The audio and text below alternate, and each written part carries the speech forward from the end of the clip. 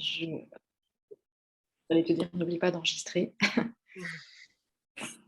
Super. Bonjour à toutes et à tous. Merci de nous rejoindre pour ce 3e webinaire de bibliothèque et développement durable qui sont organisés à l'initiative du réseau BIP 92 avec le soutien du Shift Project et beaucoup de co-construction, co-animation. C'est vraiment un travail collaboratif auquel on va vous proposer de prendre part d'ailleurs à la fin de ce webinaire. On va être ensemble pour 1h30.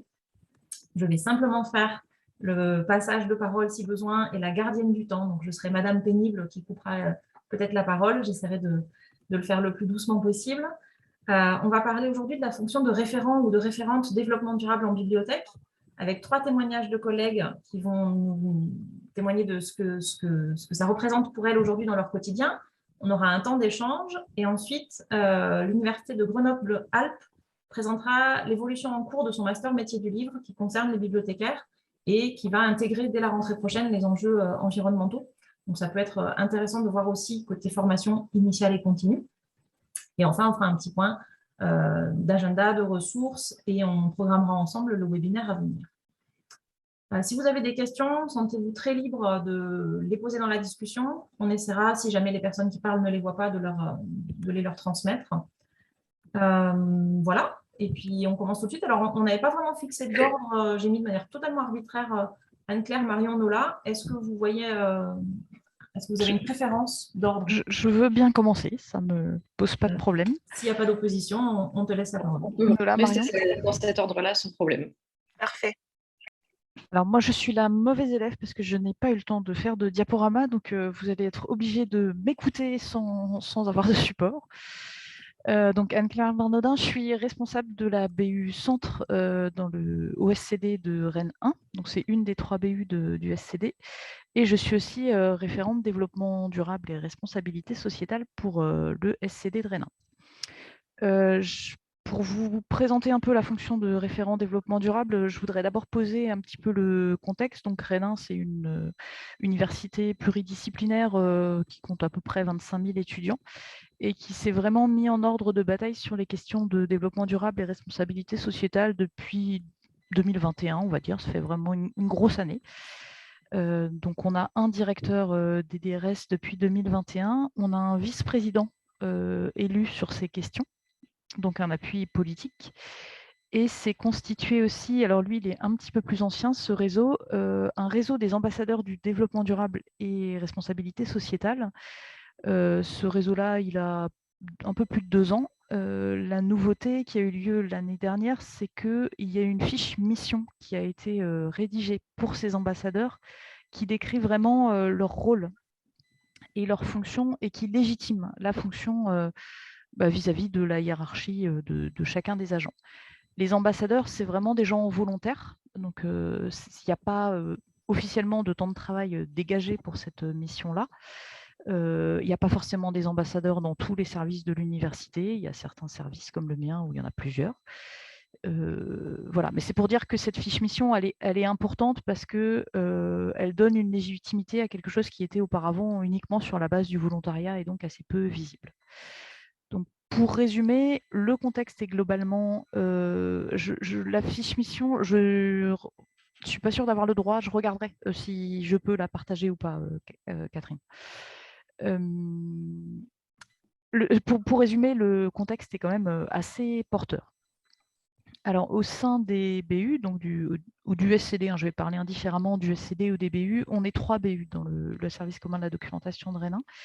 On est environ 70 personnes dans le service réparties sur les 3 BU. Et on est 2 ambassadeurs du développement durable, donc portés par cette fiche mission. Donc il y a moi et un de mes collègues. Et notre rôle principal, c'est de faire le lien entre le réseau des ambassadeurs du développement durable et puis notre service. Enfin, c'est un de nos rôles importants.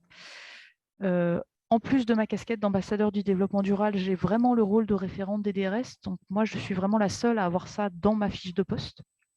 Mon collègue qui est ambassadeur ne l'a pas. Et puis, on a constitué un petit groupe de travail sur le développement durable. On est 8 personnes réparties sur les 3 BU. Alors, ça fait partie de la fiche de poste de mes collègues, mais juste la participation au groupe de travail, et c'est pour le coup assez peu estimé en termes de temps de travail. Donc, si je résume, une architecture qui est voilà, au niveau de l'université, ça commence à être vraiment très formalisé, directeur, VP et réseau des ambassadeurs. Et au niveau des BU, une référente, deux ambassadeurs qui font le lien avec les réseaux, et puis un groupe de travail. Alors, avec toute cette belle architecture, comment on fonctionne? L'un des points importants, c'est vraiment la circulation d'informations entre ce qui se fait dans les BU et ce qui se fait au sein de l'université via le réseau des ambassadeurs, et réciproquement, ce qui se fait du côté du réseau des ambassadeurs vers les équipes des BU.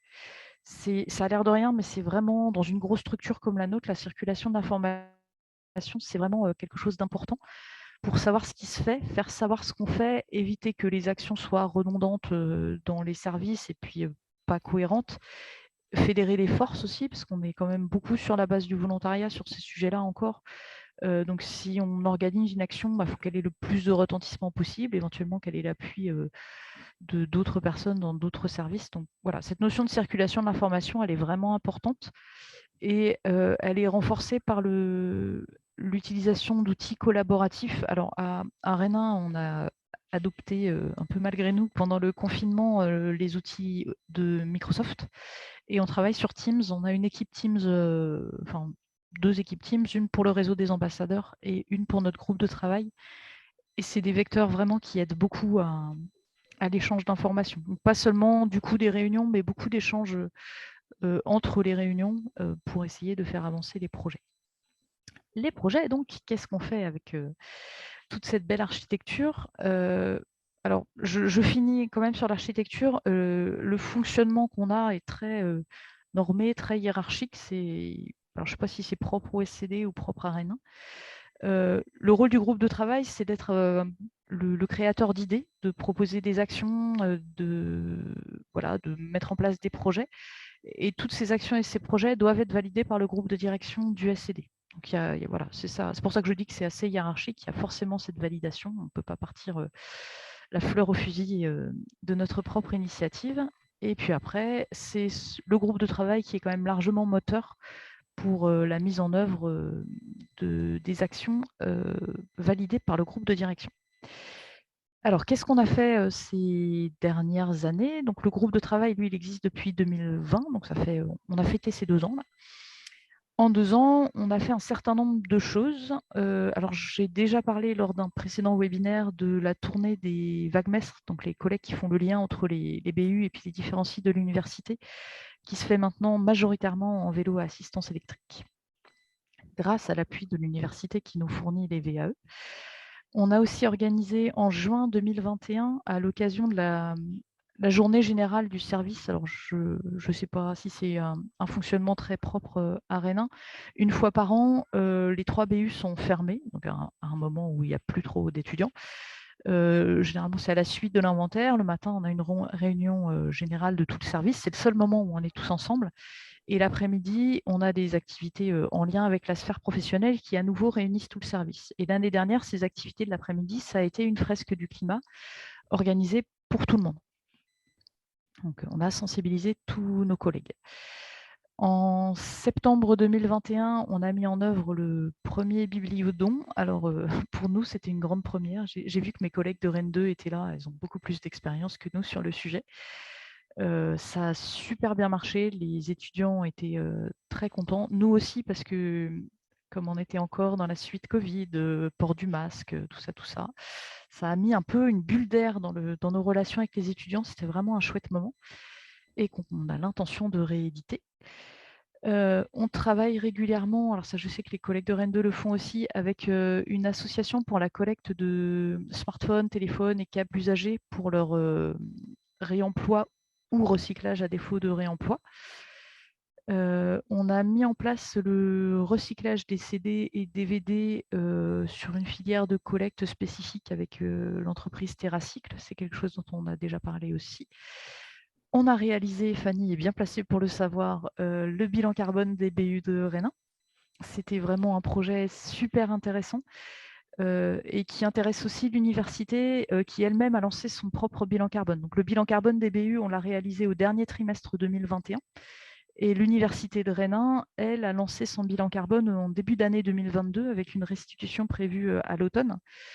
Et l'université est intéressée par le fait que des composantes aient fait leur propre bilan carbone. Ça va éclairer le bilan carbone global de l'université. Enfin, l'université, c'est une énorme machine. Donc, un bilan carbone global, ça permet d'avoir des idées macro, mais pas forcément de savoir qui génère quoi comme gaz à effet de serre dans quelle activité. Donc, que certaines composantes, certains services fassent leur propre bilan carbone, c'est quelque chose de très complémentaire. J'y reviens après.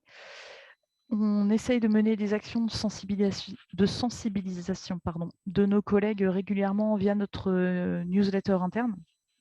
Alors, la newsletter interne des BU de Rennes, c'est un irrégulomadaire, comme diraient nos amis de la Hulotte.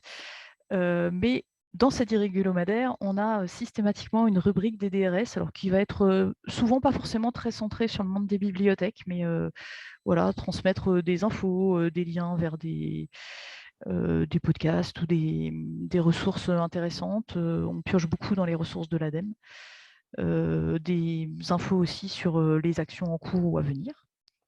Voilà, en gros, pour les actions vraiment importantes qu'on a pu mener ces 2 dernières années. Et on a encore des projets sous le coude. Alors, le bilan carbone, on l'a fait, on veut en faire quelque chose. Donc là, on a programmé demain un atelier de brainstorming général où on prend notre bilan carbone et puis on réfléchit un peu tous azimuts à qu'est-ce qu'on peut faire pour réduire nos émissions de gaz à effet de serre. On a identifié nos principaux postes d'émissions. On sait qu'il y a des choses sur lesquelles nous, bibliothécaires, à notre échelle, on ne peut pas agir, genre l'isolation de nos bâtiments.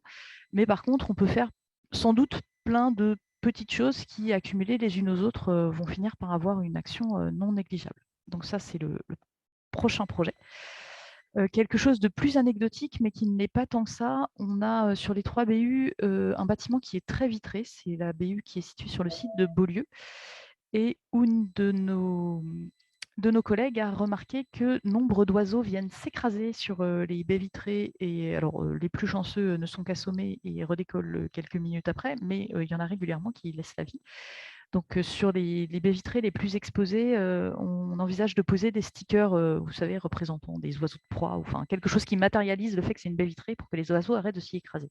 C'est des petites choses, mais qui ont quand même un petit impact. Et puis, un autre projet, alors un peu plus vague, le service qu'on appelle le SUPTIS, donc de pédagogie numérique, a monté un MOOC sur les objectifs du développement durable. C'était la première ou la 2e édition cette année. Et on aimerait essayer de travailler avec eux pour valoriser ce MOOC, enrichir la bibliographie ou en tout cas valoriser mieux les documents qui sont dans la bibliographie de ce MOOC. Enfin voilà, on a un projet de partenariat qui se dessine et partenariat me fait à nouveau penser à mes collègues de Rennes 2. Voilà, on essaye de travailler ensemble, en tout cas de se tenir au courant. Alors, je lis dans le chat en même temps, je vais répondre aux questions du chat juste après. On essaye aussi de travailler, de voir comment on peut travailler avec nos collègues de Rennes 2 vis-à-vis de nos publics étudiants, monter des actions ensemble. Je conclus vite fait, sinon je vais me faire taper sur les doigts par Fanny. Ce qui marche, alors vraiment de mon point de vue, c'est très personnel, c'est les actions qui sont vraiment visibles et communicables. Donc le bibliodon, c'est vraiment le prototype de l'action qui fonctionne, qui est porteuse d'énergie d'énergie positive. Ou alors les actions qui finalement impactent peu de monde en termes de temps de travail, mais sont efficaces. Je pense au recyclage des CD et DVD. Autre chose de très positif, c'est le fait de travailler en groupe. Donc ce petit groupe de travail, on n'est pas tout seul, on échange, on a des opinions différentes, mais le fait d'être ensemble, ça entretient notre motivation. Quand on est un référent développement durable tout seul, je pense que c'est beaucoup plus dur. Et puis, dernier point positif, c'est on a encore des idées. J'espère qu'on en aura longtemps, mais pour l'instant, on a encore pas mal d'idées et pas mal d'envie de faire des choses. Les freins que j'ai pu identifier, alors j'ai écrit ramer contre le courant, parce que les BU de Rennes 1 ne sont pas forcément exemplaires en la matière, et puis on a des collègues qui ne sont pas du tout sensibilisés sur ces questions-là. Le sujet n'est pas forcément identifié comme prioritaire dans la politique de service. Il n'y a pas de moyens spécifiques dessus, donc c'est pas toujours facile. Et puis, je note vraiment, moi, comme un échec, alors je parle de mes collègues, mais on pourrait parler des publics aussi, il y a vraiment un échec à sensibiliser les gens les plus rétifs. La fresque du climat, pour tout le monde, ça a été à la fois quelque chose de très positif, parce qu'on a forcé tout le monde à le faire, mais il y a des gens qui l'ont vraiment mal vécu, et ce que je peux comprendre. Et alors ça peut être à la fois culpabilisant, pour d'autres c'est juste agaçant, enfin voilà. Ça c'est vraiment quelque chose qu'on n'a pas réussi, sensibiliser les gens les plus rétifs. Alors hop, je remonte le fil des questions. Alors le bilan carbone, Fanny, tu voudras peut-être en parler toi? Alors, je peux juste dire un mot, mais effectivement, on va essayer je ne sais pas si on arrivera à répondre à toutes les questions. Le bilan carbone a été fait dans le cadre de la rédaction d'un rapport du Shift Project qui s'appelle Décarbonons la culture, où il y a un chapitre consacré aux livres et à l'édition. Et du coup, on avait des équipes bénévoles qui ont réalisé des bilans carbone de bibliothèques et de librairies, notamment. On a partagé les résultats dans le premier webinaire. Donc, je vous remettrai le lien vers les replays si vous ne les avez pas vus. Il y a 2 bilans carbone qui ont été partagés. On peut s'appuyer dessus. Et du coup, Catherine, j'ai l'impression qu'il n'y a pas aujourd'hui effectivement d'accompagnement pour le plan d'action de réduction des gaz à effet de serre, parce que c'était une prestation, un bilan carbone flash. On n'a pas vraiment étudié l'intégralité de tous les achats, etc. On a fait les grandes masses pour faire ressortir les principaux postes. Mais ce n'était pas un bilan avec un prestataire qui va passer 6 mois dans la structure, etc. Alors, ce qui est le cas pour le bilan carbone de l'université, mais n'a pas été le cas pour le bilan des BU. Donc, c'est pour ça. Alors, en même temps, Fanny, je rebondis sur ce que tu dis. Moi, je parle de bilan carbone express, mais c'est vraiment l'idée. La dernière étape, le Shift ne nous l'a pas faite, mais c'était donnant-donnant. Voilà, on a donné nos données, ils nous ont donné l'analyse. Et en même temps, je trouve ça super intéressant que ce soit nous qui nous emparions des résultats et qui essayons de faire émerger nos pistes d'action. Donc ça, je vous raconterai la suite, si ça donne quelque chose ou pas. On pourra faire un point de suivi. Alors, peut-être on peut prendre une ou deux questions. Alors, le lien vers le MOOC, je pense qu'il n'est pas public. Je vais vérifier, mais il me semble que pour l'instant, il est réservé aux étudiants de Rennes. Je vais vérifier ça pendant Et s'il est la suite public, des on vous le présentations. mettra dans le mail Voilà. post-webinaire. Vous aurez la ressource. En même temps que la fiche mission, je vais voir si j'ai le droit de la diffuser ou pas. Le bibliodon, alors, le bibliodon, c'est le don aux étudiants. Alors, on vise le public étudiant, mais en même temps, le passant qui passe par là peut se servir aussi d'une sélection de livres désherbés. C'est-à-dire qu'on ne met pas tous les livres qu'on désherbe en don. On estime que ce serait un peu contre notre éthique de bibliothécaire. On fait une sélection sur ce qui est encore en état, encore valable. Donc, par exemple, des anciennes éditions de manuels, mais qui ne sont pas périmées par de... Alors, moi, je travaille dans une BU de droit, donc typiquement des manuels périmés parce qu'il y a eu une grosse réforme sur, je sais pas, le droit fiscal ou j'en sais rien. Voilà, ces manuels-là, ils partent au pilon. Par contre, des manuels où il y a eu une nouvelle édition avec de petits changements, il y a certains étudiants qui disent « Ok, je sais, j'ai pas la dernière édition, mais ça me va ». Voilà, grosso modo, l'idée, c'est vraiment de faire une sélection. Donc, c'est une toute petite partie de notre désherbage. À la louche, comme ça, je dirais que c'est environ 10% de nos livres désherbés qui partent au bibliodon, mais c'est quand même un point super positif. Et on parle de bibliodon et pas de bibliobraderie, parce que c'est gratuit. C'était plus simple logistiquement de passer par le don que par la braderie. Le recyclage des CD et DVD, c'est très simple. On a juste commandé des boîtes chez TerraCycle et on les a remplies. Donc vraiment avec les DVD périmés des BU, pour le coup des choses qu'on a désherbées, et on les renvoie à TerraCycle. Donc là, je vous renvoie sur le site de TerraCycle. Le seul souci, c'est que c'est payant, quoi. Pas d'accompagnement pour le plan d'action de réduction des gaz à effet de serre. Alors, pas plus que ça pour l'instant. Après, on va chercher des idées, nous, en interne, mais on travaille en lien avec le réseau des ambassadeurs du développement durable et donc avec notre directeur des DRS qui, lui, pilote la démarche à l'étage au-dessus et qui, lui, aura dans le bilan carbone de l'université des préconisations et un accompagnement. Donc, on va continuer ce jeu de ping-pong avec des idées qui viennent du terrain, qui sont validées ou pas politiquement et mises en œuvre en fonction de l'avis. Je pense que tu as fait le tour des questions. Voilà, oui, si on oublie quelque chose d'essentiel. Donc, merci beaucoup, Anne-Claire, d'avoir ouvert ouvert la session. Si ça te va, on va passer la parole soit à Nola, soit à Marion. Je ne sais pas laquelle d'entre vous a envie de prendre la suite. Alors, bonjour tout le monde. Si ça ne te dérange pas, Marion, effectivement, je préfère commencer, puisque je vais peut-être devoir partir avant la fin. Vous m'excusez. J'espère que vous m'entendez, parce qu'il y a des gens qui coupent l'herbe ou je ne sais pas. Tout le monde m'entend? C'est bon? Vous m'entendez bien? Ok, merci. Bonjour à tous et à toutes. Du coup, donc moi, je travaille à la médiathèque municipale de Neuilly-sur-Seine et je suis aussi la pilote de la commission développement durable de Bible 92.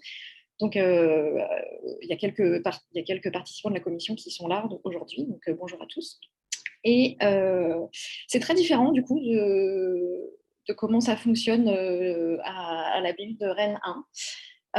Puisque je vais faire une petite comparaison. Déjà, moi, je suis toute seule.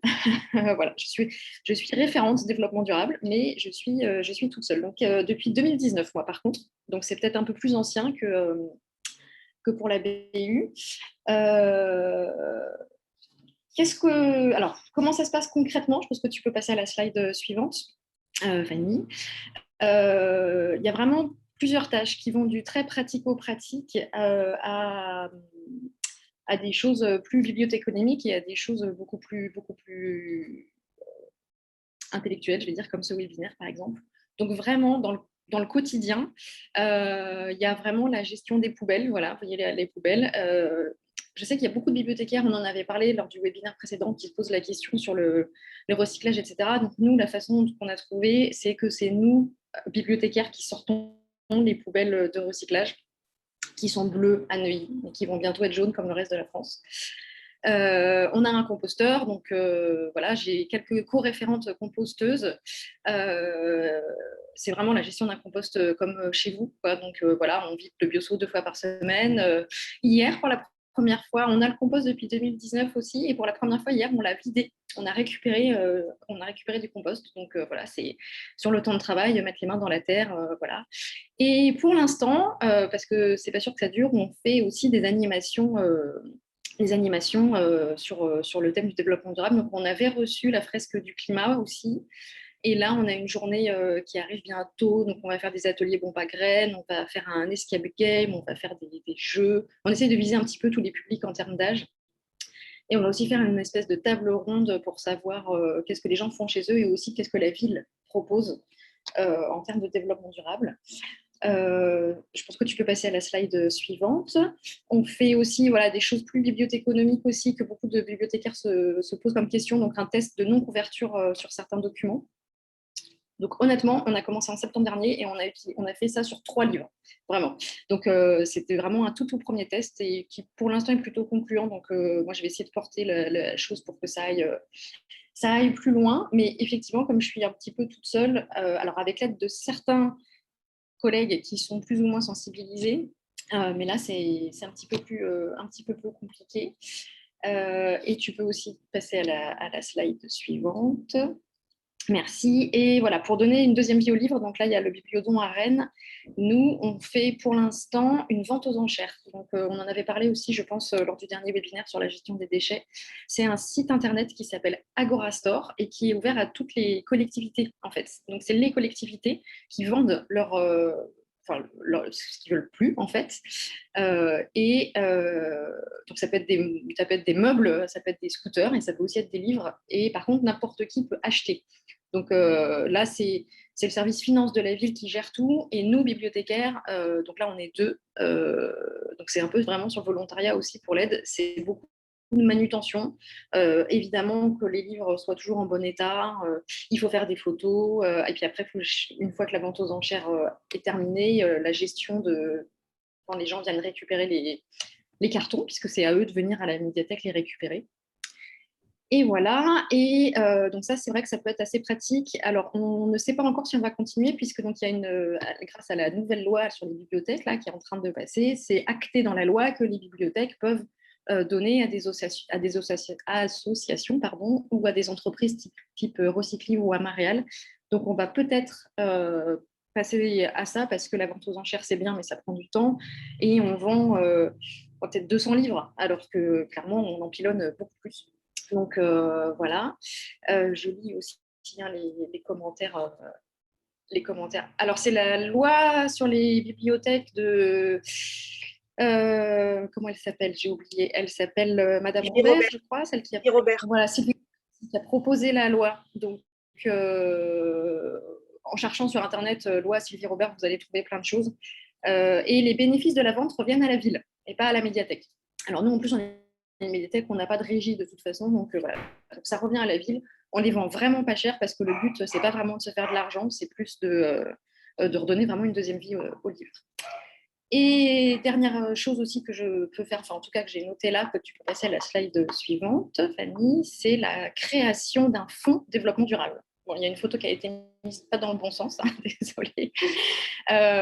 Donc nous, on a un fonctionnement assez particulier à Neuilly. On a deux sites sur la ville et on a des fonds tournants depuis 2018. Donc, ce fonds développement durable est un fonds qui est voué à être tournant, c'est-à-dire qu'il aura là très prochainement une localisation physique dans un des deux sites, la médiathèque principale en gros, mais les livres restent dans leur fonds propre, puisque je crois que c'est la grande question que tout le monde se pose, c'est que développement durable et, comme le disait d'ailleurs Anne-Claire avant, responsabilité sociale, ça brasse plein de domaines de la DIWEI. Et donc, comment faire pour tous les rassembler? Voilà. Donc, nous, on a décidé de laisser les livres et les DVD aussi, hein, d'ailleurs, dans leur fonds propre. Donc, ce qui est en sciences reste en sciences, ce qui est en économie reste en économie, ce qui est en société reste en société. Mais à un certain moment, ils peuvent être tous rassemblés au même endroit avec une jolie petite cote verte en haut. Et l'idée, c'est de montrer voilà, qu'il y a un endroit où on peut tout trouver, mais ils peuvent aussi être à leur place initiale. Et donc ça, c'est en cours. On est en cours de... C'est en cours, quoi. Donc, comme on a notre journée développement durable qui arrive le 11 juin, normalement, il sera mis en place d'ici là. Et bien, pour l'instant, on ne le valorise pas puisqu'il n'existe pas encore. Voilà. On a l'idée de... Alors, l'idée de le valoriser, c'est notamment sur notre site internet. En fait, moi, je voudrais faire une page spéciale développement durable sur le site internet, mais c'est un peu compliqué en termes de visibilité de communication.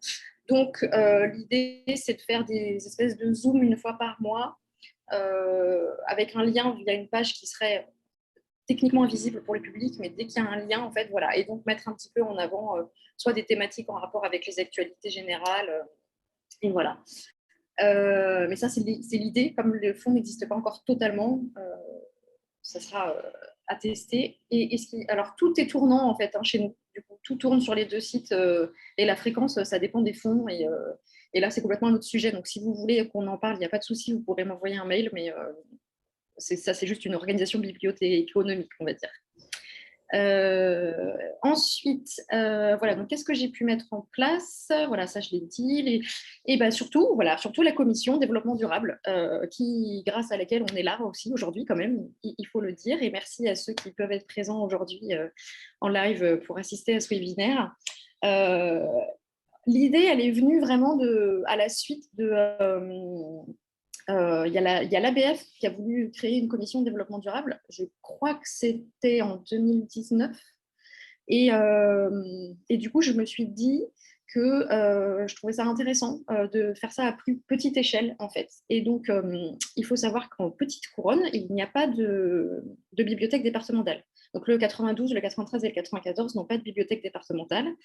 Et en tout cas, dans le 92, mais je crois que c'est pareil dans les autres départements, on a ce réseau BIP 92, qui est donc une association qui met en place plein de commissions sur tous les sujets qui intéressent les bibliothèques. Et il n'y avait pas de commission de développement durable. Donc, ayant cette casquette de référent de développement durable, j'ai demandé à ma hiérarchie, est-ce que je peux créer une commission de développement durable? Et voilà, elle a été créée en février, enfin on a eu la première réunion en février 2021. Donc voilà, en plein confinement, mais en plein Covid. Donc on a commencé avec des réunions et présentielles et distancielles, ce qui n'était pas forcément évident, mais du coup on aura pu avoir plein de monde et ça marche bien. On a nos commissions entre nous, on a nos réunions entre nous. On est en train de rédiger une charte du bibliothécaire écolo.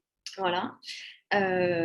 Et puis, voilà, c'est aussi grâce à tout cet appui que j'ai pu réaliser tout ça, pu faire comme Anne-Claire, d'ailleurs, on a fait la deuxième bibliothèque avec laquelle le Shift Project a fait le bilan carbone, c'est celle de Neuilly, enfin, bilan carbone flash, on est bien d'accord là-dessus.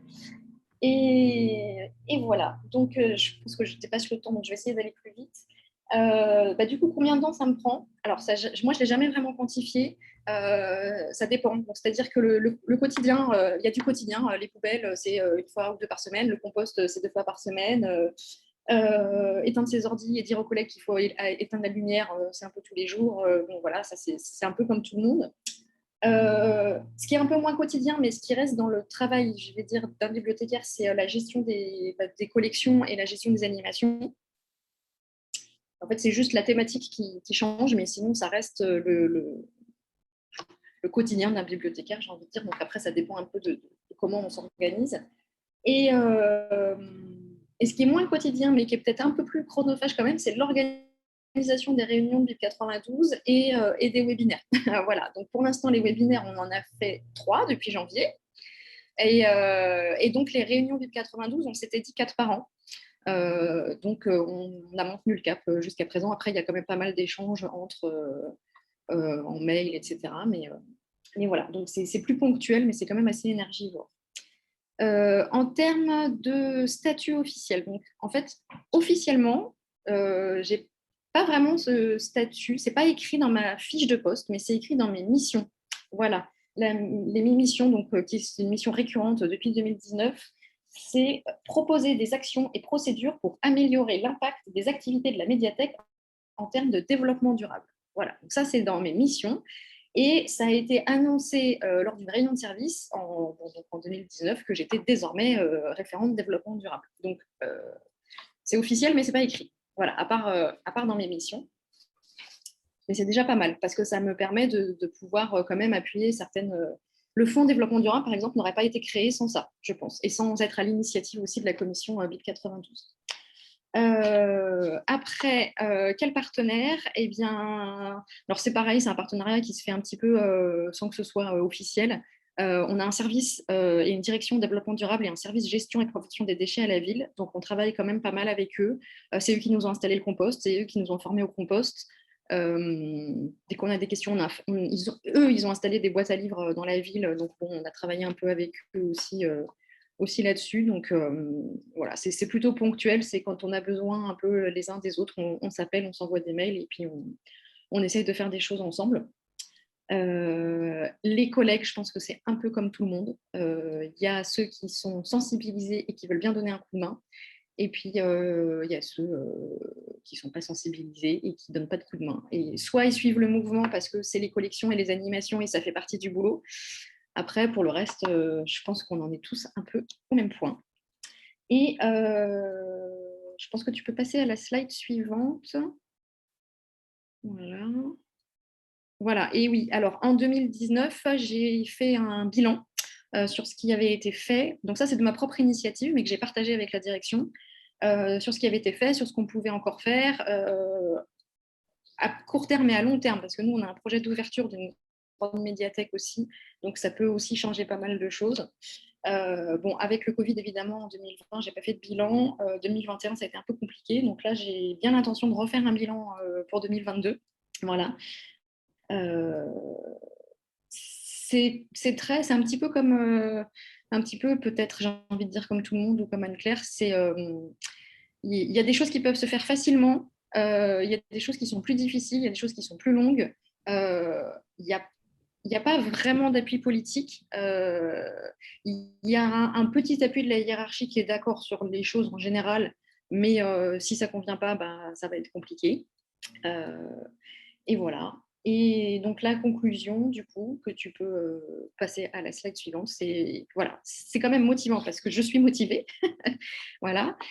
C'est parfois frustrant. Je pense que c'est exactement ce qu'a dit Anne-Claire avant. Voilà, on a parfois des freins, que ce soit en termes de collègues, de hiérarchie, de possibilités. Là, un truc tout bête, mais donc on prévoit des ateliers bombes à graines pour notre journée de développement durable et on a un problème pour acheter de l'argile. On n'arrive pas à acheter de l'argile, via le marché. Donc voilà. Pour moi, ça demande quand même un certain temps, mais qui n'est pas. Enfin voilà, ça peut être ce qui est plutôt fluctuant. Parfois c'est beaucoup, parfois c'est très peu. Et par contre, ça demande quand même de l'énergie parce qu'on a besoin d'aide. En fait, on ne peut pas faire ça tout seul. Donc moi, voilà, je suis la seule référente développement durable. Pour la vente aux enchères, j'ai une collègue qui m'aide. Pour le compost, on est 3 ou 4. Pour les poubelles, c'est toujours les 3 ou 4 mêmes bibliothécaires qui les sortent. Et si on n'est pas là le jour où il faut les sortir, eh ben, elles ne sont pas sorties. Il n'y a vraiment que pour les collections et les animations que ça suit, parce que voilà, c'est dans le métier, donc du coup, ça suit, même si les gens ne sont pas motivés. Et voilà, je ne sais pas du tout si j'ai dépassé mon temps ou pas, mais j'ai Non, terminé. écoute, c'est Merci. très bien. Tu as répondu aux questions au fur et à mesure. Tu es dans le temps parfaitement. Il nous reste éventuellement 1 minute pour une question s'il y en a. Et sinon, on enchaîne avec Marion. Si jamais il y a des questions, en attendant, mais j'ai pas l'impression. Ouais, Sinon, vous pouvez reposer. je voudrais juste rebondir sur ce que tu dis, Nola. Quand tu dis ça demande de l'énergie, moi je trouve que ça en donne aussi. C'est aussi quelque chose qui, voilà, on a l'impression de faire des choses un peu utiles. Oui. Alors moi, je trouve que ça en donne quand il y a quand ça suit vraiment son mouvement. Hein. Après, et des fois, ça a du mal à suivre. Voilà. Et c'est surtout la problématique, je crois que c'est la problématique pour tout le monde, c'est comment on fait quand on a des collègues, quand tous les collègues sont pas. Vous avez un groupe de travail, c'est génial. Elles ne sont pas là aujourd'hui, mais on a la médiathèque La Canopée à Paris qui sont hyper actifs et eux, c'est un projet de service qu'ils ont. Et donc, ils font plein de trucs. Voilà. C'est vrai que c'est peut-être pour ça que moi, c'est frustrant. C'est parce que voilà, il manque peut-être le côté groupe. Voilà. Mais on arrive quand même à faire des choses parce qu'on est motivé.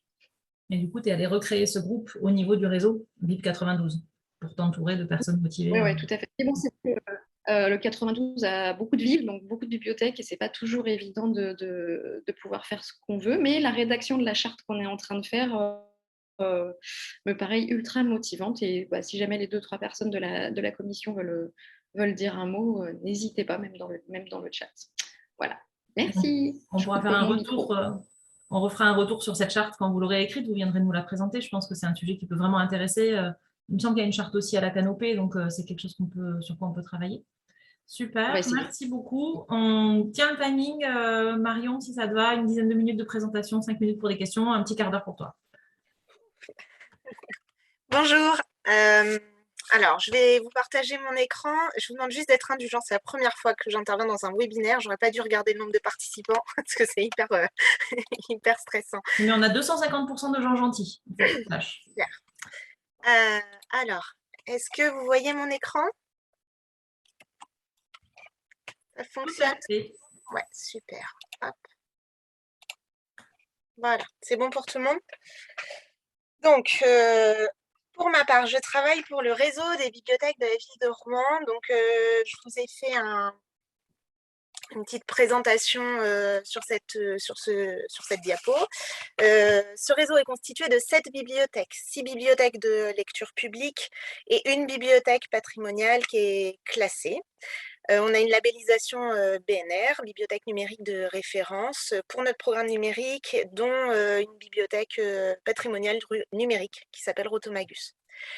Donc en tout, on a 8600 mètres carrés pour le public, mais répartis sur 7 lieux, donc des tailles de bibliothèques assez disparates. En ce qui me concerne, je travaille pour la bibliothèque des Capucins, qui est la plus petite du réseau, mais aussi la plus belle. Je tiens à le dire, c'est ma fierté de le dire à chaque fois. Elle est située dans une ancienne chapelle, en fait, donc c'est un lieu assez atypique. On a 41 heures d'ouverture hebdomadaire, si on fait le cumul sur toutes les bibliothèques, sachant qu'on est dans un très gros projet d'extension des horaires d'ouverture en ce moment, depuis plusieurs mois. Donc, à partir de janvier, notre temps d'ouverture va augmenter. Voilà, 232 000 documents contemporains, 500 000 patrimoniaux et 14 500 abonnés. Voilà pour la petite présentation. Voilà. Donc, la directrice Véronique Prézot arrive en fin d'année 2020, enfin 2019, pardon, vers septembre. Elle a une certaine sensibilité sur les questions du développement durable, sur l'intérêt d'impliquer les bibliothèques là-dedans, ce qui était très bien. Voilà. Et du coup, elle me fixe comme objectif annuel, enfin parmi mes objectifs annuels, donc vous savez sur l'entretien en fait pour l'année d'après, donner une identité verte à la bibliothèque des Capucins. Donc là c'était super parce que j'avais vraiment la formalisation, j'avais le droit de faire en fait et c'était officiel, ça faisait partie de mes missions. Après, voilà, je vous montre donc rapidement quelques photos. Donc ça, c'est les meubles en caisse de vin dont je vous parlais. La petite boîte que vous voyez là, c'est celle dans laquelle il y a les sachets pour la grainothèque. Et en fait, j'en profite pour en faire un meuble un peu d'exposition sur la thématique. Donc, pareil, j'en ai un deuxième juste à côté du point presse. Donc, dès que j'ai des nouveautés, des choses sur la permaculture, le zéro déchet, le faire soi-même, ça va là-dessus. Donc, la grainothèque dans son ensemble, je me suis amusée là, avec ma petite référence à Jack et le haricot magique, la boîte en question, et de plus près, les petits sachets. Et ça a vraiment fonctionné en fait. C'est tout bête de faire des sachets uniformisés, mais ça attire l'œil. D'une part, ça attire l'œil, et l'autre avantage, c'est qu'il y a des gens qui sont très généreux et qui donnent beaucoup de graines, mais qui mettaient tout au même endroit. Donc moi, je les répartis en fait, par petits sachets. En 2020, confinement, parmi les choses que j'ai faites, j'ai fabriqué 10 socles à Tawashi en me disant, ce serait chouette de les prêter en fait. Et donc, on a lancé ça et ça fonctionne hyper bien. L'idée, c'était, c'est pas très compliqué de faire des socles à Tawashi, mais parfois, on a la flemme, il faut trouver le carré de bois, faut planter les clous, tout ça. Et en fait, en même temps, c'est un côté très ludique, donc je trouve que c'est une bonne première approche. Et effectivement, ça fonctionne bien comme ça pour les gens. 2020 toujours, je suis devenue membre du groupe de travail Normandie Livre et Lecture. Donc, groupe normand, c'est écrit dans l'intitulé. Avec moi se sont joints la directrice du réseau et ma collègue chef de projet numérique. Donc on est 3, ce qui est très bien parce qu'on peut se passer la main dans les réunions. On n'est pas toujours disponible pour assister à toutes. Donc ça permet qu'il y ait toujours au moins une de nous 3. Et donc entretien annuel fin 2020, cette fois-ci, donc j'avais rempli mon objectif de l'année d'avant, donner l'identité verte aux Capucins. Et donc, je dis à ma directrice que j'aimerais continuer en fait cette mission. Et elle me dit, plutôt que d'en faire un nouvel objectif, je te propose d'étendre la réflexion cette fois-ci à tout le réseau, de devenir référent de développement durable. Et donc, c'est indiqué depuis dans ma fiche de poste. Donc voilà, je l'ai de façon vraiment formelle. Donc les petites photos, ça c'est les socles à Tawashi dont je vous parlais. Donc on les prête vraiment telles quelles. Là, vous voyez, derrière le carré de bois, en fait, j'ai mis c'est les pochettes qui servent pour les CD, les pochettes qui normalement servent pour les abonnements type Mes Premiers J'aime lire.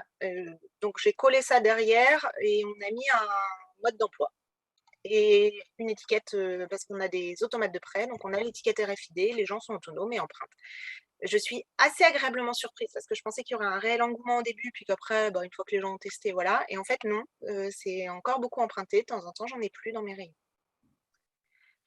En 2021, nous avons nous aussi rédigé un PCSES, donc le projet culturel, scientifique, éducatif et social des bibliothèques de Rouen. Donc rédigé par notre directrice, mais avec notre appui, notre collaboration. Et dans ce PCSES, on a un axe autour du développement durable et de l'implication des bibliothèques. Donc, ça affirme les bibliothèques comme un service favorisant l'exercice des droits culturels avec des collections diversifiées et adaptées, la participation de la population et la culture du partage en concordance avec les droits culturels et la déclaration de Fribourg. Et en plus de ça, on a une collectivité qui est impliquée aussi dans ces questions-là et qui a indiqué dans son projet culturel l'accompagnement de la renaturation et de la transition écologique avec un axe enjeu écologique et de la transformation durable pour une capitale vertueuse et exemplaire. La ville de Rouen est candidate à la capitale européenne de la culture 2028. 2022, cette année donc depuis cette année, je suis tutrice d'une volontaire en mission de service civique, ambassadrice du développement durable au sein du réseau des bibliothèques. Et ça, c'était bien que je sois référente développement durable pour le coup, parce que ça a permis d'appuyer cette demande. Ça n'a pas été très difficile à obtenir en fait, mais la légitimité était déjà là. Je trouve que c'est une très bonne expérience. Après, j'ai beaucoup de chance. Je suis tombée sur une volontaire très volontaire, très débrouillarde aussi et très, très autonome. Voilà, donc je vais vous montrer après un petit peu ce qu'on a fait ensemble, mais ça se passe très bien et ça m'aide beaucoup parce que je me décharge pas mal sur elle. Je suis également membre de la commission ABF Bibliothèque Verte. Je crois que c'est Nola qui en a parlé tout à l'heure. Effectivement, ils avaient lancé la chose, je ne sais plus, il y a 1 ou 2 ans. Il y avait une première réunion et puis après, c'était tombé à l'eau. La personne qui portait ça est partie. Et ça a été relancé là, il y a 2 mois. Donc, j'ai assisté à la réunion d'il y a 2 mois. Voilà, ça se met doucement en route, mais ça devrait finir par arriver. Entre ça et le groupe de travail Normandie Livre et Lecture, je trouve que ça permet d'avoir des ouvertures vers d'autres horizons, ce qui se fait ailleurs, et je trouve ça très bien. Moi aussi, j'ai lancé un groupe de travail sur le réseau, groupe de travail Bibliothèque Verte. Sur le réseau des 7 bibliothèques et des 80 agents, on est 9 participants à ce groupe de travail. Comptant moi et ma collègue volontaire en service civique. Nous avons participé au défi 1 heure pour la planète. Donc, c'est dans le cadre du mouvement national Earth Hour qui a eu lieu en mars. Le service de transition de la ville, puisque je vous ai dit la ville est impliquée aussi dans cette démarche-là, a lancé un espèce de défi, le service qui éteindrait le plus d'appareils.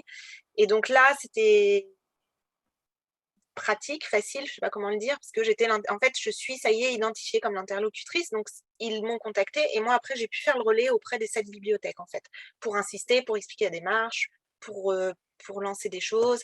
Et donc, on a été même un peu plus loin, on n'a pas juste éteint les appareils pour le week-end, on en a profité, presque toutes les bibliothèques ont réussi, pendant leur réunion de service, à faire un temps 30 minutes à 1 heure d'échange autour du numérique responsable.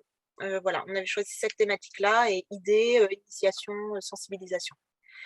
On a eu aussi le budget du CNL dans le cadre de la subvention France Relance cette année, et j'ai pu négocier une augmentation pour le budget pour le fonds Zéro Déchet Développement Durable. Voilà. Et enfin, cette année, avec l'aide de Rosalie, ma volontaire en service civique, nous avons lancé une bouturothèque pour accompagner la Grénothèque et une créathèque. Suspense, je vais vous montrer ce que c'est. Donc, la bouturothèque, en fait, vous reconnaissez le meuble en caisse de vin. Donc, maintenant, sur celui-ci, j'ai beaucoup moins d'ouvrages sur la thématique zéro déchet. J'ai des plantes. Il n'y a pas assez de place dessus parfois. Donc, en fait, on met ailleurs dans la bibliothèque. Donc, la petite table là, la petite table basse qui est à côté de notre coin presse, mais aussi sur les étagères. En fait, mon idée, c'est que les gens tombent dessus. Ils voient une plante et il y a la petite étiquette plante à troquer. Ça marche très bien. Ça part vite, ça a des fois un peu plus de mal à arriver, les dons, mais ça part très vite. Il y a eu une fois où j'ai posé une plante, j'ai pas eu le temps de mettre l'étiquette plante à troquer qui a été déjà partie, donc je pense que les gens ont intégré que toutes les plantes de la bibliothèque étaient des dons. Et la petite déco en papier là, c'est Rosalie, service civique, qui l'a proposé pour un peu matérialiser la bouturothèque, en plus de la grénothèque qui a son petit panneau là. La créathèque, donc qu'est-ce que c'est? C'est du troc de matériel de loisirs créatifs. Ça fonctionne très bien aussi. Donc, on l'a installé directement sur les étagères.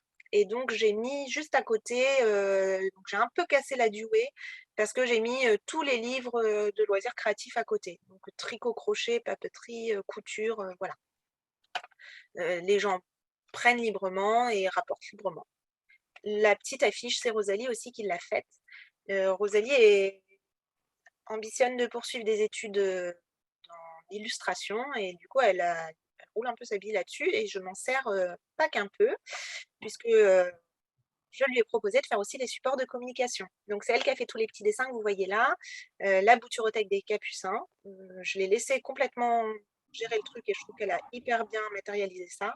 Et on a fait des marque-pages pour la créathèque. Donc là, il n'y a qu'un exemple, mais en fait, je dis on s'est amusé parce que je lui passe commande et après elle fait, c'est génial. Je lui ai dit ce serait pas mal de faire des marque-pages avec des petits tutos, des petits tutos rapides. Donc il y a un tuto origami, un tuto comment faire une maille simple au crochet, un tuto comment monter un point mousse au tricot, comment faire des bivraps, voilà, elle en a fait plusieurs et donc sous forme de petits marque-pages. Voilà, voilà.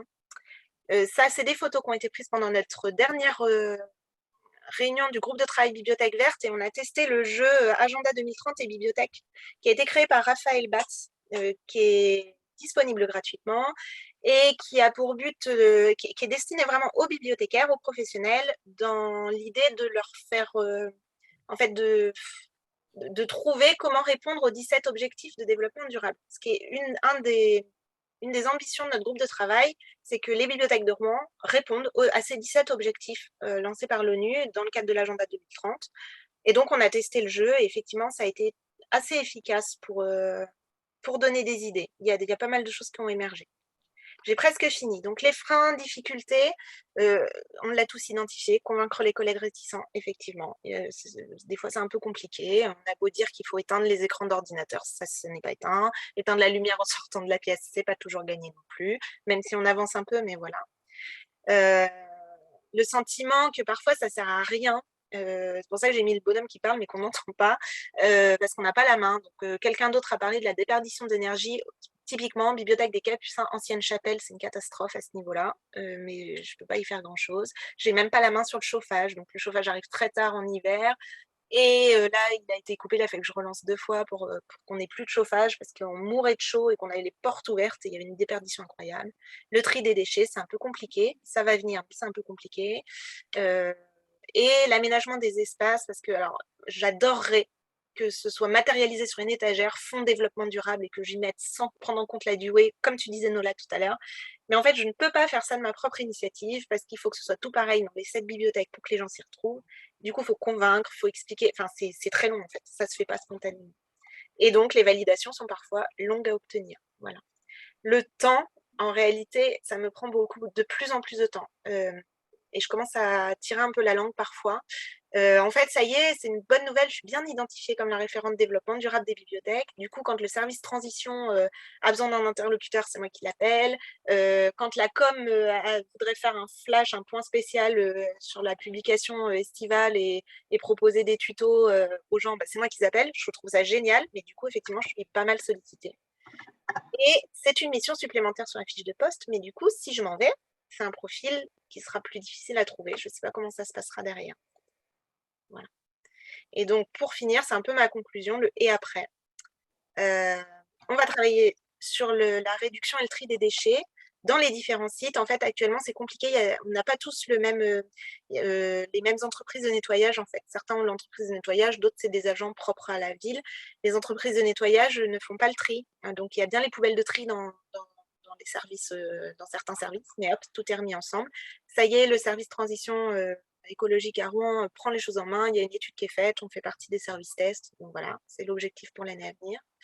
On va intégrer la question du numérique responsable de façon un peu plus omniprésente et avec une sensibilisation des collègues. La programmation culturelle, le but étant de répondre à l'ensemble des objectifs de développement durable. Je vous ai dit, on a commencé notre groupe de travail Bibliothèque verte. On s'est aperçu, par exemple, qu'on ne répondait pas à l'objectif, alors je crois que c'est le 12 ou le 14, aux protections de l'eau, en fait, des nappes phréatiques, tout ça. Effectivement, là, on est un peu en peine, mais on va chercher.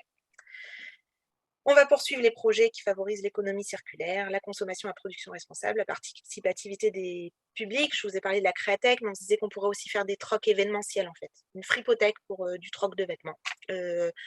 Troc de déco de Noël, on a tous les ans un temps fort qui s'appelle Grande Manufacture de Noël. Et du coup, dans ce cadre-là, Grande Manufacture Noël, l'idée, c'est de proposer des ateliers aux gens pour qu'ils fabriquent eux-mêmes leurs cadeaux de Noël. Dans une idée éco-responsable et fait maison, tout ça. Et donc, à cette occasion-là, on se disait qu'on pourrait faire aussi du troc de déco de Noël. On a une bibliothèque qui prête des ustensiles de cuisine. Donc, on s'est dit, mais on pourrait aussi faire du troc d'ustensiles de cuisine dans cette bibliothèque pour promouvoir aussi le fait qu'on en prête. Enfin, voilà. Et on voudrait faire du troc de tote bag dans chaque bibliothèque avec un portant. En fait, c'est la mairie qui a lancé ça. Et quand j'ai vu l'idée, j'ai dit, mais nous, ça serait vachement bien aussi. Ils ont créé un petit portant spécifique avec un porte-manteau. Et vous avez 15 tote bags chez vous, vous utilisez toujours les 3 mêmes, et ben les autres, apportez-les en fait. Et comme ça, hop, on se les échange. Et en bibliothèque, je trouve que ça, c'est une super idée. J'ai la validation. Maintenant, il faut que nos services techniques trouvent le temps de nous créer ces portants. La communication aussi qu'on voudrait développer pour montrer que les bibliothèques sont engagées, donc montrer au public, montrer aux élus. Donc le site internet, nous aussi, on a commencé à réfléchir à comment communiquer là-dessus. C'est Nola aussi qui en parlait, je crois, tout à l'heure. Je voudrais faire une page spéciale qui explique toute la démarche qu'on a eue cette année, en particulier avec la présence de Rosalie. Sur les réseaux sociaux, on en parle. Rosalie est en train de travailler une version papier, un petit guide pour montrer qu'on répond aux 17 objectifs de développement durable. À la rigueur, j'espère pouvoir partager ça avec vous quand ce sera finalisé. Ça a l'air d'être bien parti. Et pour finir, on a une formation intra prévue pour le réseau, pas seulement pour les membres des membres du groupe de travail Bibliothèque Verte, mais pour l'ensemble du réseau. On a obtenu ça fait 2 ans qu'on le demande avec ma directrice. Et là, à l'automne, il y aura une formation intra proposée aux agents de roue. Voilà, je suis désolée, j'ai peut-être été un peu bavarde. Je n'ai pas lu vos questions aussi. Si je m'arrêtais, j'allais être perdue. C'était parfait. Merci beaucoup. C'était toutes les trois super intéressantes, super complémentaires, hyper inspirants et motivants. On a assez peu de temps pour des questions parce que j'aimerais garder un tout petit peu de temps pour... on essaye de finir vraiment à l'heure. Je fais juste très rapidement, je confirme que les socles Tawashi sont prêtés au public, effectivement. Merci, je trouve qu'ils sont super beaux, merci. Et pour la commission, en fait, ils ont repris, elle a été relancée là, mais ils ont repris les anciennes inscriptions. Donc, je ne sais pas si quelque part on peut retrouver un lien, mais je pourrais chercher pour voir si on peut diffuser. Je vais les contacter, je te redis Fanny. Le jeu, combien de temps il dure? Bonne question, on a fait 2 tours de jeu, on était 8. On a dû y jouer pendant 1 heure, en fait. Voilà. Et le contenu pour la formation intra, et ben justement, c'est nous qui avons demandé, en fait. On nous a dit de quoi avez-vous besoin, donc on y a réfléchi en groupe de travail. On a demandé du basique, du genre reprendre quels sont les déchets qu'on peut trier à Rouen, et particulièrement les déchets liés à la bibliothèque. Est-ce qu'on trie les boîtiers CD? Est-ce qu'on trie les couvertures plastiques? Bon, il y a des réponses, je les ai déjà, mais voilà, c'est pour refaire un point, un rappel. Voilà. On a demandé une rapide formation comme c'est pour l'ensemble des collègues. Moi, j'ai formé les collègues du groupe de travail aux 17 objectifs. Là, on a demandé que ça soit à nouveau abordé dans cette formation. Et comment on fait pour sensibiliser les collègues, pour sensibiliser les publics et pour intégrer la question dans notre démarche quotidienne. Voilà.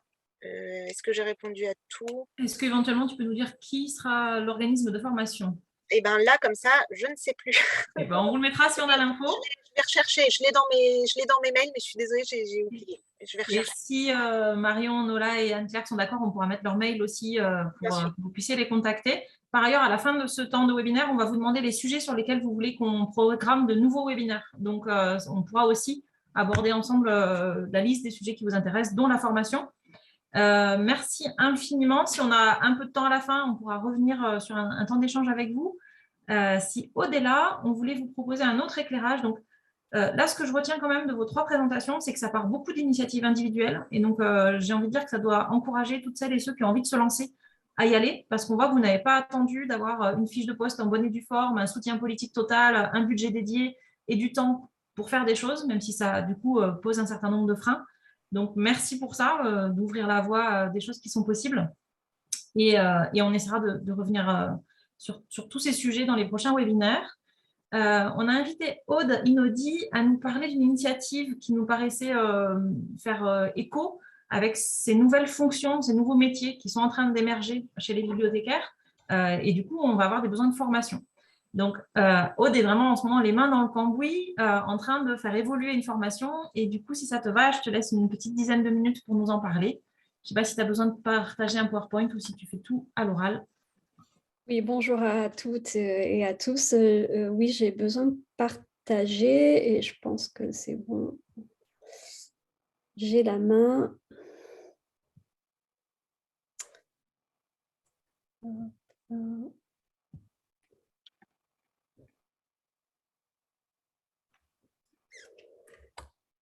Est-ce que vous voyez bien le diaporama? C'est tout bon, tu peux y aller. C'est tout bon. Alors, je vais le mettre en diapo. Voilà. Donc, je me présente rapidement. Je suis responsable d'un master. Pardon, il défile tout seul. Je ne vais pas autoriser à faire ça. Je suis responsable d'un parcours information, documentation, bibliothèque à l'université de Grenoble-Alpes dans le cadre du master métier du livre et de l'édition. Donc, je vais rapidement présenter le master et la manière dont il fonctionne et ensuite, je mettrai l'accent sur la manière dont on essaye d'intégrer la compétence, des compétences autour des enjeux liés au développement durable, à l'environnement, à l'écologie, etc. Donc, ce master, il existe, c'est une mention, métier du livre et de l'édition. Peut-être certains d'entre vous, d'ailleurs, ont été formés dans le cadre de master de ce type-là, qui existe sur le territoire national. Donc, c'est une mention de master nationale, mais qui a des déclinaisons locales. Et à Grenoble, elle existe depuis une vingtaine d'années avec 2 parcours, les métiers de l'édition et les métiers de l'information, de la documentation et des bibliothèques. On a décidé de travailler de manière concertée sur ces métiers-là parce que c'est des secteurs professionnels qui sont proches, qui sont en interaction, qui ont des techniques qui peuvent être similaires et qui ont des objets d'études qui sont communs comme le livre, le document, l'information et évidemment dans des formes imprimé et numérique. Donc, on a il y a une cohérence de l'ensemble des éléments. Les objectifs généraux, c'est de faire découvrir aux étudiants des secteurs professionnels. Vous les avez à l'écran, de connaître les formes traditionnelles et contemporaines du document, de comprendre comment les chaînes de production et de traitement de l'information s'organisent, et puis également d'avoir des objectifs, des connaissances théoriques qui sont liées au contexte de l'économie de l'information, les modalités d'accès aux connaissances, à la culture. On essaye aussi, pour ceux qui sont intéressés, de les ouvrir à la recherche scientifique et de leur permettre de poursuivre en doctorat, par exemple, pour approfondir ces questions-là. Dans ce master métier du livre et de l'édition, donc moi, je m'occupe plus particulièrement du master information, documentation, bibliothèque. Là aussi, c'est un parcours qui est un peu transversal, dans la mesure où il forme aussi bien des documentalistes, des bibliothécaires avec la gestion d'un fonds documentaire imprimé, physique, mais aussi on a également dans cette formation des possibilités de former des étudiants qui vont s'occuper de la gestion électronique des documents en entreprise, de ce qu'on appelle le knowledge management, donc des gestionnaires de systèmes d'information, ou encore des gestionnaires de données, notamment dans des laboratoires de recherche, par exemple. Donc, on a une diversité de métiers, une diversité de partenaires professionnels qui sont avec nous. Et ce qui fait que la question de l'environnement et de la décarbonation, elle peut concerner à la fois le document imprimé, mais aussi le document numérique et l'information numérique. Donc, ça nous intéresse à différents niveaux. Donc, j'en viens maintenant à cette question de l'intégration des enjeux environnementaux. Alors, cette intégration, d'abord, elle est cohérente avec le choix de l'Université de Grenoble, qui est résolument engagée sur la responsabilité sociétale et environnementale. Il y a un schéma depuis plusieurs années, et puis il y a un schéma directeur qui a été mis en place en 2021, avec notamment comme thématique la transition écologique, la lutte contre les discriminations, la biodiversité, donc un certain nombre de thématiques liées à ce schéma directeur. Et dans les axes du schéma, il y a former les étudiants aux enjeux sociétaux et environnementaux.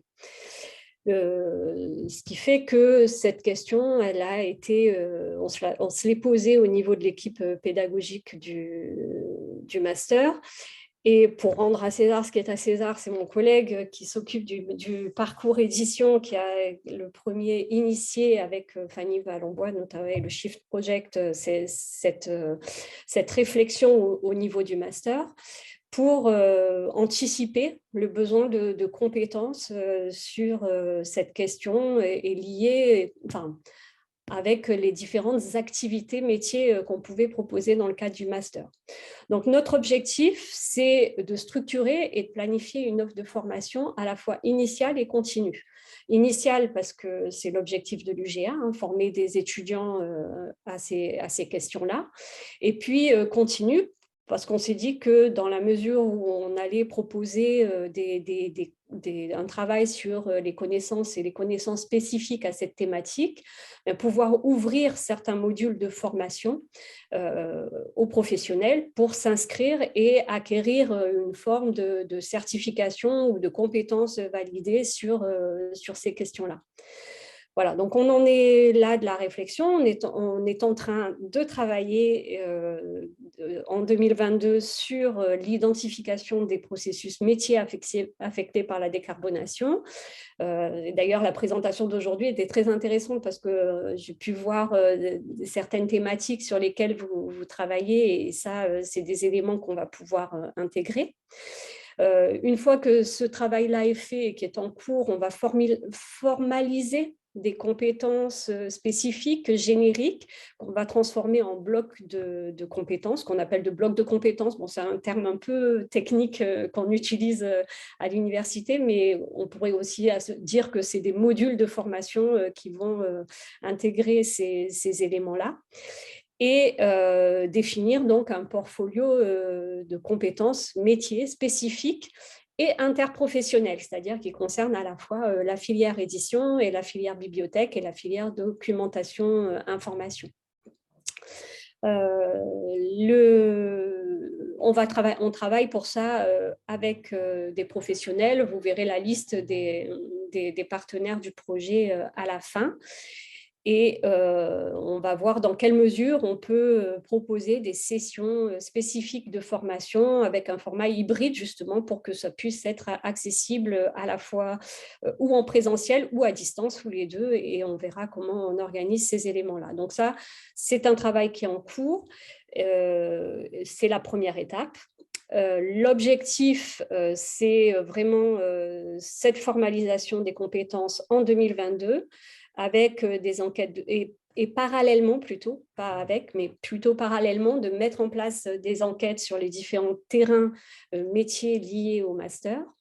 Commencer à sensibiliser les étudiants, ça a été fait déjà, on a commencé le premier semestre 2021-2022 avec des cycles de conférences, de réflexion sur des projets hackathons où les étudiants peuvent travailler sur un projet pendant quelques jours et mettre en œuvre des propositions.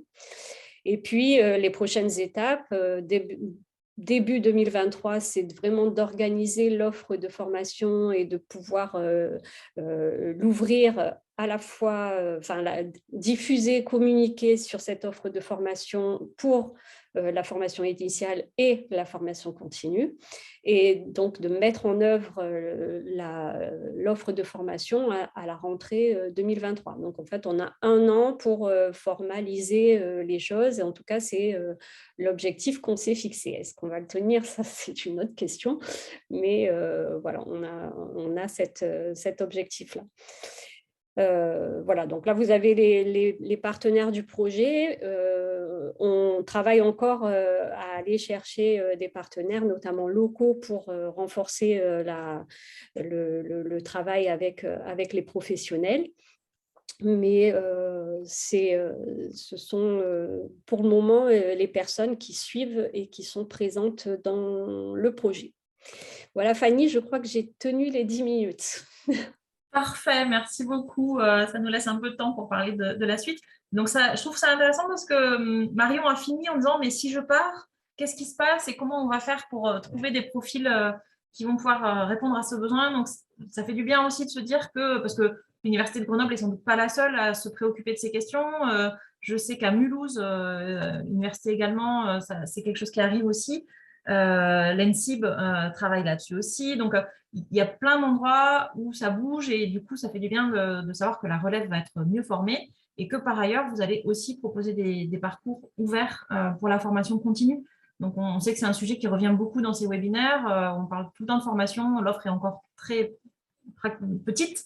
Donc, voilà. Est-ce qu'il y a éventuellement des questions pour Aude? Bon, salut celles et ceux qui nous disent qu'ils doivent partir. Moi, je vais essayer de repartager mon écran avec vous. On voulait faire... Alors, déjà, est-ce qu'il y a des questions? Hop.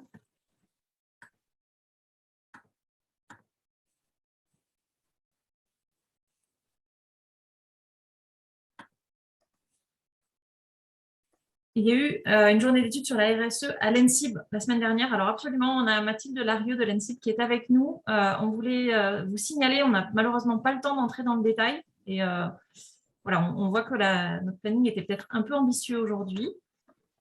Mais on voulait vous signaler deux choses, deux sujets.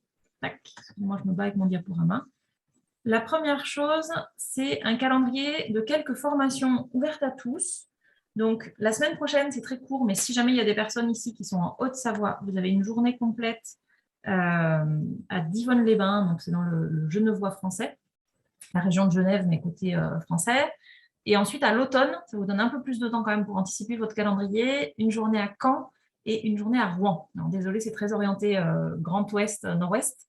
Mais surtout, si vous identifiez d'autres moments, journées, formations, etc., Estelle nous dit que Bibli Est propose aussi des stages.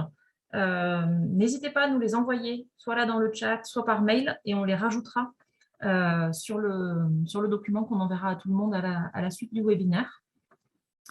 Donc ça, c'est une première ressource. On essaye de récolter. Donc voilà, faites-nous, quand vous repérez quelque chose, partagez-le. Et donc l'ENSIB a présenté récemment cette enquête sur le développement durable et les responsabilités sociétales, actions et compétences en bibliothèque. On vous mettra le lien direct. Je ne sais pas, Mathilde, si éventuellement vous voulez le partager là, le lien vers l'enquête, le document complet. Alors, on nous partage plein de ressources. Un stage bibliothèque verte organisé par le CNFPT Bordeaux avec Elisabeth et avec Sophie Bobet de la Canopée. Donc, super. Merci pour toutes ces ressources. Et sur le temps qui nous reste, on voulait vous demander de construire ensemble la suite de nos webinaires. On en a fait 3 à l'heure actuelle. On se demandait, donc ça a été beaucoup porté par notamment Nola, que vous avez entendu, mais aussi Anne-Claire qui a été très active. Merci encore à elle. Et comme elle le disait tout à l'heure, leur temps n'est pas infini. On aurait besoin de monde pour éventuellement prendre le relais de cette co-organisation. Donc, on a besoin de vous sur 2 choses, enfin 3 choses. On a besoin de définir à quelle fréquence on se retrouve, on a besoin de définir des sujets, et on a besoin de monde pour co-organiser et co-animer. Je vous propose un nouveau petit sondage sur déjà parler de à quelle fréquence est-ce qu'on se retrouve. On a fait donc là janvier-février, 2 webinaires assez rapprochés, puis le 3e maintenant en mai. Est-ce que vous le voyez ou pas, mon sondage? Oui, ok, super. Oui. Merci. Comme je ne voyais personne répondre, je me demandais si ça marchait ou pas. Donc voilà, on se demandait si on se retrouvait cet automne, 1 fois, 2 fois, si on n'en peut plus Fanny, tu as pas avant 2023, une réunion d'ici fin 2023, 2 réunions d'ici fin 2023. Pardon, c'est 2022. Excusez-moi. Je ne peux pas me corriger là directement. Mais je pense que vous l'avez compris. Donc, soit ce n'est pas avant 2023, une réunion d'ici fin 2022, évidemment, donc cet automne, et 2 réunions d'ici cet automne. Donc, c'est-à-dire quel temps vous pouvez donner à venir écouter les webinaires, voire éventuellement donner un coup de main sur l'organisation. Et j'en profite pour vous dire comment ça se passe sur l'organisation, mais je veux bien que Nola complète parce qu'on a 2 points de vue un peu différents. Mais en gros, on a besoin d'une équipe pour gérer le contenu, donc décider de qui va intervenir, construire l'ordre du jour, la répartition du temps, etc. Et puis, moi, je suis là toujours en soutien technique, c'est-à-dire que je vais faire la gestion du Zoom, des inscriptions, la communication sur les réseaux sociaux, voilà, des choses comme ça. Comment ? L'hébergement des replays. Voilà, les replays, toute la partie technique, elle est gérée.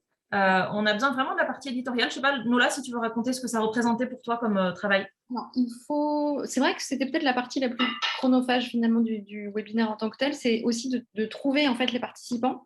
Donc bon, là, il y a eu pas mal d'inscrits.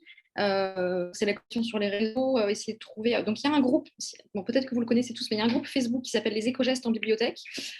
C'est grâce à lui déjà que j'ai rencontré Fanny, donc voilà, et sans qui rien n'aurait pu se faire.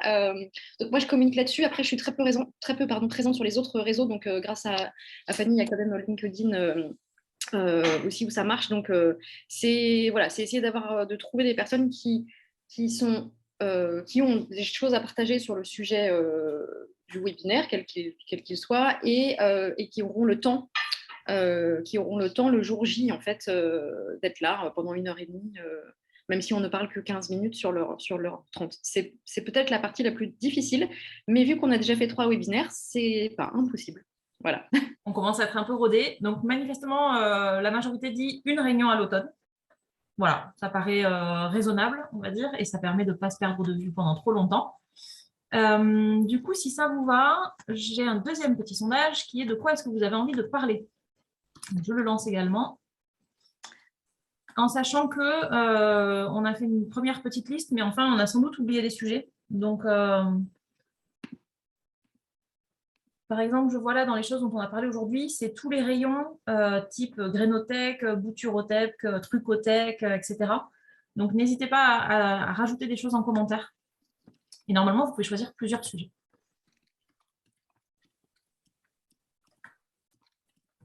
Super, on a déjà une volontaire pour aider sur l'orga. Merci, Pauline.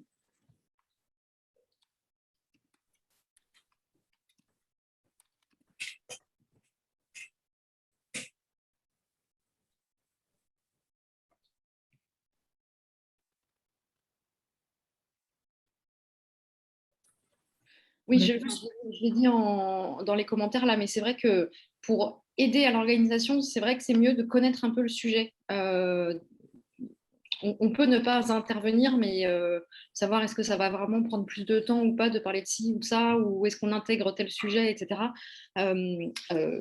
Marion a parlé du numérique responsable, hein, qui fait partie du coup des propositions. Moi, par exemple, je participerai, enfin, je regarderai ce webinaire avec un grand plaisir, mais c'est vrai que j'ai pas beaucoup de compétences là-dessus, donc je me vois mal organiser un ordre du jour sur un sujet que je maîtrise pas, en fait.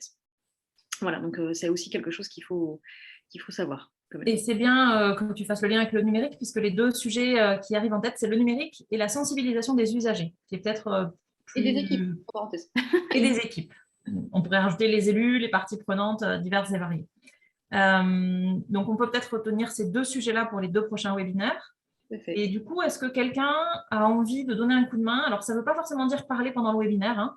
C'est dénoncer des bonnes pratiques, dénoncer des personnes qui ont des bonnes initiatives sur ces sujets, nous aider à repérer qui pourrait intervenir et à construire la programmation de l'ordre du jour. Donc, c'est quelques allers-retours de mail. On ne fait pas de réunion pour l'instant. On l'avait un petit peu mis en veille, mais il y a eu un Framateam aussi, hein, qui a été organisé. Donc peut-être que tu pourras remettre le lien dans le mail récapitulatif. On avait commencé quand même à parler un petit peu là-dessus. Mais comme tout le monde n'est pas forcément à l'aise avec cet outil, c'est vrai que ça finit souvent en mail, mais au moins avec que les personnes qui organisent le webinaire, quoi. Du coup, ce que je vous propose, ce qu'on fait traditionnellement, c'est qu'on finit à 11h30 parce que c'est important de tenir le timing et de savoir que vous venez pour 1h30 et c'est 1h30. Mais par contre, on reste ouvert pour celles et ceux qui ont envie de contribuer. Restez après 11h30, on prend 10 minutes, un quart d'heure pour échanger là-dessus, pour s'organiser. On fixe la date du prochain webinaire, etc. Du coup, à l'automne, j'imagine qu'il faut laisser passer la rentrée pour les bibliothécaires. Et je pense surtout qu'il faut, les autres, dites-moi si je me trompe, je pense qu'il faut rester sur le jeudi matin. Je crois qu'il y a beaucoup de bibliothèques qui sont fermées le jeudi et c'est un moment facile pour les bibliothécaires en général. Enfin, en tout cas, les bibliothèques municipales. Après, pour les autres, ouais. Est-ce qu'il faut viser, donc on garde le jeudi matin, est-ce qu'il faut viser octobre, novembre? Est-ce qu'il y a un moment plus creux ou au contraire hyper occupé? J'allais dire évitons les vacances scolaires. Ce qui est bien, celle de la Toussaint tombe en même temps pour tout le monde. À mon avis, octobre, novembre, je pense que c'est un peu kiff-kiff, mais tout le monde... Oui, pas en décembre, je suis d'accord, pas en décembre, octobre, novembre, oui. Ok, donc octobre, un jeudi, et Pierre nous dit en septembre, sinon c'est pas mal parce qu'il n'y a pas encore trop de programmation. J'ai l'impression qu'octobre ressort quand même pas mal. Ouais, octobre, c'est peut-être mieux. Donc un jeudi en octobre hors vacances scolaires, ça va laisser assez peu de choix, donc ça va se décider assez vite. On pourra vous le mettre du coup dans le lien directement quand on fera le lien avec les ressources, le replay, etc. Super. Du coup, vous pouvez contribuer de plusieurs manières si vous avez envie. D'abord, évidemment, si vous avez envie, revenez. Vous pourrez nous aider à partager le lien du replay pour faire connaître à vos collègues, etc. Faites-nous connaître soit des points d'agenda, vous avez vu passer une formation, une journée pro ou autre, on la partagera. Faites-nous connaître les bonnes initiatives, les bibliothèques qui ont des projets intéressants. Et puis, celles et ceux qui ont envie, vous pouvez rester pour échanger avec nous. Il est 11h27. Du coup, s'il reste une question ou un retour pour nos 4 intervenantes, vous avez 3 minutes. Oui, même 2 minutes pour moi, parce qu'il va vraiment falloir que je parte à 11h30. Mais bon. Merci à toutes et à tous, en tout cas, hein, pour vos questions et puis pour vos retours aussi. C'est vrai que ça donne envie de continuer les webinaires parce que jusqu'à présent, on a toujours eu des retours positifs. Donc ça, c'est chouette. Et je trouve ça quand même super que vous étiez plus de 80, presque 90. On a eu au total sur les 3 webinaires presque 400 personnes différentes qui ont été inscrites. Donc ça montre vraiment un intérêt de votre part qui est fort et ça motive et ça donne de l'énergie. Plein de merci. Merci à vous. Ouais. Bon, je vais en profiter. Je vois qu'il n'y a pas vraiment de questions, donc je vais en profiter pour vous laisser. Merci encore à Fanny, Marion, Anne-Claire, Aude et à tous les participants. Et puis du coup, à très bientôt alors. Merci Voilà. à toi. Merci à toi, Nala. Merci pour votre accueil. Dans le mail récapitulatif, il n'y a aucun problème. OK? Merci. Bonne journée à vous. Merci beaucoup.